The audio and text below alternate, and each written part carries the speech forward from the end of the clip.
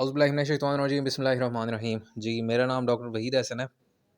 काफ़ी दोस्त फ़रमाइश कर रहे थे कि डॉक्टर साहब हमने बाज़ारी वंडा डाला है, किसी भी कंपनी का XYZ कोई भी नाम का वो हमने डाला है, तो उससे जो है वो जानवर वक़्ती तौर पे तो दूध सही दे रहा था, लेकिन फिर कमज़ोर होता जा रहा है या जो है वो वंडा डालने से जो है वो पाख़ाना उसका पतला हो गया और बजाय फ़ायदा होने के उल्टा जो है वो कमज़ोर हो रहा है जानवर और दूध भी आहिस्ता-आहिस्ता कम हो रहा है जब हम लॉन्ग टर्म में देखें। या और मसाइल हैं कि जो है वो सही तरह खा पी नहीं रहा, वनडे को नहीं खा रहा, तो ये मसाइल होते हैं छोटे-छोटे, तो इस सिलसिले में वीडियो बनाई है।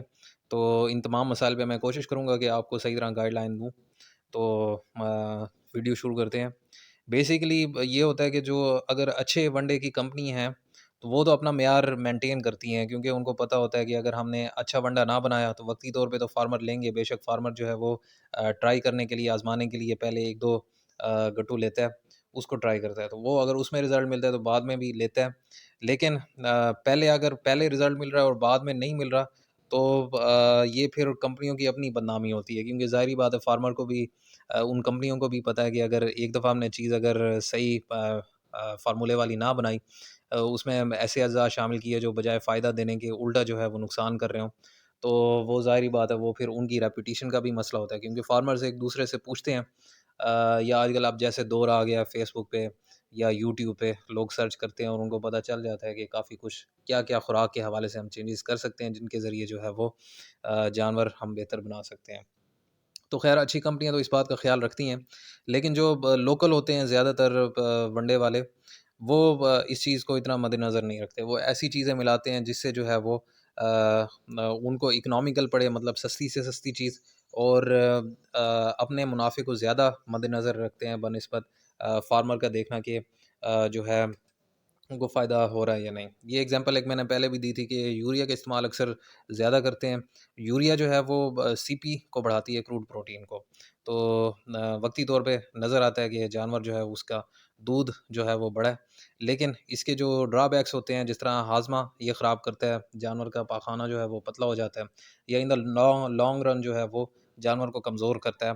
और बहुत सारे ऐसे अज़्ज़ा होते हैं मस्नूई किस्म के, जो डालने से जो है वक़्ती तौर पे जानवर जो है वो दूध एक दफ़ा, मतलब नहरें बहने लग जाती हैं, दूध बहुत ज़्यादा देने लग जाता है जानवर। फार्मर भी खुश हो जाता है कि हाँ जी, ये वंडा बड़ा अच्छा है। लेकिन वो ओवरऑल वो एक किस्म का जानवर को निचोड़ कर जो है वो दूध निकल रहा होता है।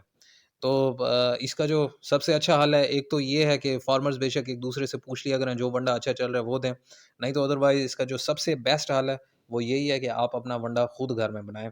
इससे अच्छा सॉल्यूशन नहीं है और कभी हो भी नहीं सकता क्योंकि ज़ाहिर-सी बात है, जो चीज़ें आप घर में खुद लाकर बनाएँगे, तो उसका रिज़ल्ट आपको अच्छा मिलेगा। अगर आप फार्मर्स ज़्यादा हैं, 2-4 फार्मर्स मिलकर बेशक एक मिक्सर ले लें, खुद ही उसमें फ़ॉर्मूलेट, मतलब मुझसे पूछ लें या किसी भी आपके करीबी जो डॉक्टर हैं, उनसे पूछें और किसी क्वालिफ़ाइड डॉक्टर से पूछें।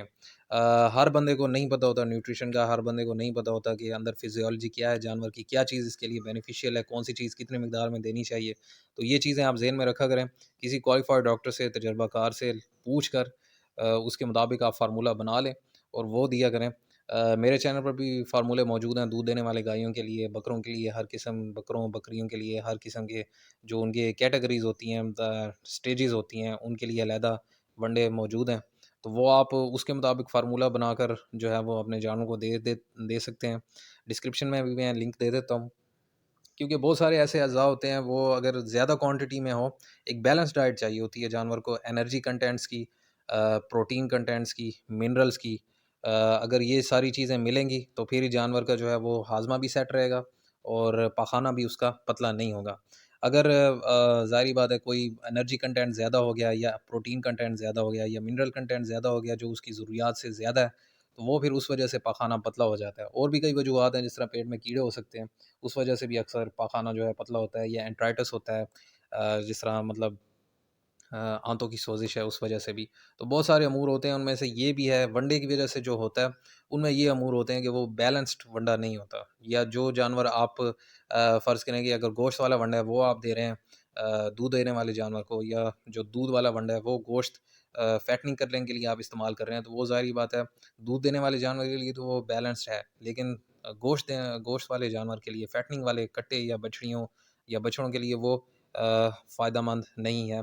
तो इसलिए फिर वो पाख़ाना जो है उनका पतला हो जाता है, या वो बजाय फ़ायदा देने के उल्टा नुकसान दे रहा है। साथ तमाम जानवरों के लिए जो है वो बाकी चीज़ें भी बैलेंस्ड होना ज़रूरी है। सिर्फ़ वनडे का बैलेंस होना ज़रूरी नहीं है, क्योंकि बाकी चीज़ें जिस तरह ग्रीन फॉडर है या तूड़ी है या मिनरल मिक्सचर जो अलहदा आप दे रहे हैं, बाईपास फैट्स, इन तमाम चीज़ों की जो है वो बैलेंस मिकदार होनी ज़रूरी है। तभी जानवर जो है वो प्रॉपर्ली हज़म भी करेगा, उसका हाज़मा भी सेट रहेगा और प्रोडक्शन भी अच्छी देगा। अब जिस तरह है फॉर एग्ज़ाम्पल के जानवर जो है, अक्सर फार्मर जो हैं वो जानवर को सिर्फ़ घास जो है वो खिलाते हैं। घास बेतहाशा खिलाते हैं, उनके आगे हर वक़्त पड़ा होता है। लेकिन फिर भी फार्मर्स कहते हैं कि डॉक्टर साहब इतना घास खिला रहे हैं, इसके बावजूद जो है वो प्रोडक्शन भी नहीं दे रही, जहाँ मतलब गाय जो है उस लेवल का दूध भी नहीं दे रही और पखाना भी पतला है। तो ज़ाहिर-सी बात है, अब जानवर को सिर्फ़ घास पे मतलब नहीं पाला जा सकता, उसकी और भी ज़रूरियात हैं जो वनडे के ज़रिए पूरी होंगी, जो बायपास फैट के ज़रिए पूरी होंगी, जो और चीज़ें हैं, मिनरल्स वगैरह उनके ज़रिए पूरी होंगी। तो आप सिर्फ़ अगर घास दे रहे हैं, तो घास का वो बहुत कम हिस्सा जो है वो हज़म कर रहा है, बाकी उसी तरह वो जानवर जो है वो अपने जिस्म से निकाल रहा है, जो पतला होके निकल रहा है। तो वो इन टर्म्स आपका वो मतलब इकोनॉमिकली एक तो घास का भी नुकसान है, ज़ाहिर-सी बात है, क्योंकि वो जानवर हज़म करके नहीं निकाल रहा, वो वैसे ही निकल रहा है, और दूसरा ज़ाहिर बात है जानवर उस लेवल की प्रोडक्शन भी नहीं दे रहा। तो हर चीज़ एक बैलेंस्ड डाइट में देना ज़रूरी है। इसके लिए भी मेरे चैनल पर वीडियोज़ मौजूद हैं कि कौन-सी चीज़ मतलब दूध देने वाले जानवर की क्या रिक्वायरमेंट है, जो फैटनिंग का जानवर है, जो बछड़ियाँ हैं, इन तमाम की, दूध देने वाले जानवर की भी आगे कैटेगरीज़ के गबन जानवर की क्या ज़रूरियात हैं, और दूध देने वाली कितना दूध दे रही है, तो उसपे कितना वंडा दें आप, कितना मिनरल मिक्सचर दें, कितना सब्ज़ चारा दें, कौन-सा दें, और बायपास फैट्स कितना दें, तो ये तमाम। तो ये चीज़ें अपने ज़हन में रखें, अगर ये तमाम चीज़ें आप अपनी ज़हन में रखेंगे, तो फिर आप जो है वो ऑप्टिमम प्रोडक्शन अपने जानवर से ले सकेंगे। दूसरा, ब अक्सर कंपनियाँ जो हैं वो इस बात को मद्देनज़र नहीं रखती कि एफ्लाटॉक्सिन्स जो फंगस की वजह से होते हैं, बहुत बड़ा एक ज़रिया है, जो ना सिर्फ़ हाज़मे को ख़राब करते हैं, जानवर का पाख़ाना पतला अक्सर उस वजह से भी होता है, और हाज़मे को भी ख़राब करते हैं, और अल्टीमेटली फिर प्रोडक्शन भी जानवर की अच्छी नहीं होती। तो जो भी है चीज़ें, अगर आप खुद अपना वंडा बना रहे हैं, तो उसका जो है वो आप सारी चीज़ें जो है वो तसल्ली कर लें कि अच्छी हैं, किसी को फंगस नहीं लगी हुई। मतलब ये अक्सर फंगस अ, आम आँखों से नज़र नहीं आती, माइक्रोस्कोपिकली या फिर इसके अलहदा टेस्ट होते हैं, जो आप किसी भी अपने करीबी जो है वो फीड लैब से टेस्ट करवा सकते हैं। वहाँ से आपको पता चल जाएगा।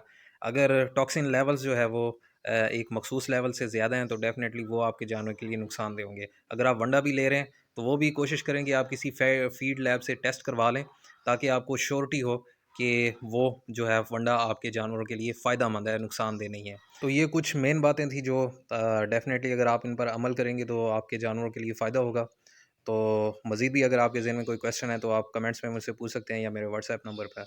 तो आज की वीडियो यही थी, दुआ में याद रखिएगा। अल्लाह आपका निगहबान हो। अल्लाह हाफ़िज़।